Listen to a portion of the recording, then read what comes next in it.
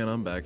Figured I'd make a follow-up to that last video about the Sisyphus game or whatever, since turns out lots more people than usually watch my stuff wanted to know what was up with that guy. Sorry if I sound sick, by the way, I've been diagnosed with being boring. For context, I made a game where Twitch chat plays as Sisyphus rolling a boulder up a hill. Sisyphus will keep rolling, and in the meantime chat types left and right to keep the cursor in the middle, and if the cursor goes too far to one side, they drop the boulder and then lose. Pretty straightforward, or so I thought, except oops, no, of course it's not that simple, and time makes fools of us all. So I tested it the other day, and my findings were informative, namely that the game as it exists is pretty majorly harmed by latency issues. I've recorded about a 3-second time difference between the input on chat's end and the messages being received on the visible stream, even though my internet's pretty good and I told OBS to broadcast as close to in real time as possible. That means that 3 seconds before the game is over in a way the viewers can appreciate, the game's already over, which is not really optimal. I've been ruminating on it and I have some thoughts that I wanted to maybe run by you, and you can let me know what you think in the comments. I might even read them or maybe not. An important part of game development is being data-driven and evidence-based, as it lets you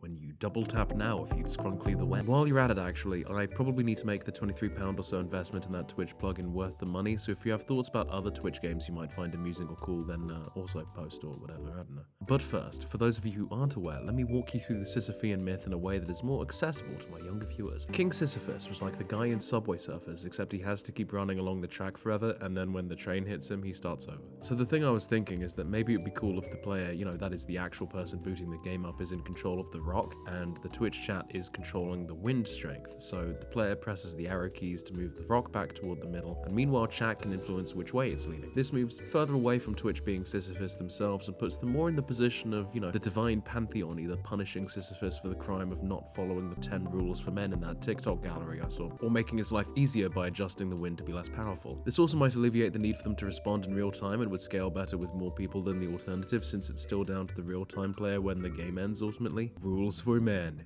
Rule 3, never go to the crab zone, as that is where the crabs live. I am very sick. There are other potential attachments to that idea. In addition to controlling the wind speed, you could also set it up so that users could spend channel points or bits or Blanco points, whatever currency Twitch uses, to create additional environmental effects, bolts of lightning and that sort of thing. I'm reminded of the Slimesicle stream where people donated to pay to win or lose at Minecraft, and I don't know, this could be something similar. Although I would also want there to be an option to use channel points instead of real money, because the more I actually think about this idea, it's like, if you spend money on this thing, is that technically gambling? Like, you're putting money down in the hopes that something will happen and you can get a reward if you're right, like the streamer loses. Would that be unethical? Am I going to jail?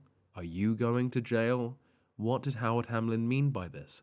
Let me know. So that's option A. I also wonder whether it could ditch the real-time element entirely and make it more of something like Reigns, right? Like, you're pushing the rock up the hill forever and you have various meters to consider: stamina, health, maybe wind speed also. And then every once in a while you get a new multiple choice bit and Twitch votes on which one they want to go with, and the results are adjusted accordingly. This is just like George Orwell's Animal Farm, I think. Again, if streamers are on that Sigma male grind set and we want to encourage the financialization of everything, we can give you extra voting power if you give the streamer money or something. Or maybe subscribers get double the number of votes of the pond scum class like you and me or something like that. I don't know. Probably comes with the same tranche of issues as the last thing. I'm just gonna write to Oxford University's ethics board and see what they say. Okay, quick update, they're cool with it. Let's do it, baby. I know the law. So anyway, those are kind of the two big ideas I'm ruminating on, but I'm open to other suggestions if you people have any thoughts. Hell, I might just make them both and see which one people vibe with more, but before actually putting anything more into the project, I figure it'd be worth doing a call-out post on my twitter.com, so to speak, and see what people say. So yeah, let me know. Or don't, I guess. Who cares? I have a headache now. I need to lie down, so